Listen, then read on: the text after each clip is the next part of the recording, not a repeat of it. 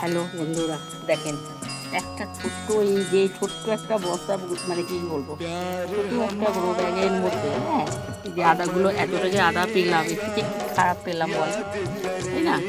আর যে পুরাতন আদা দিয়ে গাছটা বসিয়েছিলাম, দেখেন এই যে এই তিনটে দেখেন এখনো আছে, ঠিক আছে। হ্যাঁ, তার মধ্যে এই শেকড় টেকড় একটুখানি আছে, আমি জানি এগুলো দিয়ে আবার না হয় গাছগুলো বসিয়ে দেবো। এই যে গাছগুলো আবার একটা করে বসিয়ে দিচ্ছি, যা হয় হয়।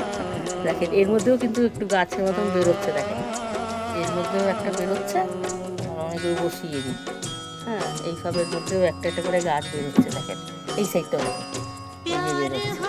ভাবলাম এগুলো সব বসিয়ে দিয়ে রাখি, আর এই আদাগুলো তো আমাদের রান্নায় ব্যবহার হয়ে যাবে, অসুবিধা নেই।